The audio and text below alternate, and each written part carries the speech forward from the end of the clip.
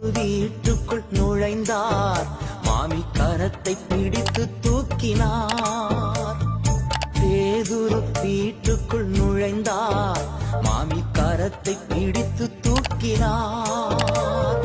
காய்ச்சல் உடனே அன்று நீங்கிற்று, அவள் கர்த்தர் தொண்டு செய்து மகிழ்ந்தாள். காய்ச்சல் உடனே அன்று நீங்கிற்று, அவள் கர்த்தர் தொண்டு செய்து மகிழ்ந்தாள். யெகோவா ராஃபா இன்றும் வாழ்கிறார். சுகம் தரும் தெய்வம் இயேசு, சுகம் இன்று தருகிறார்.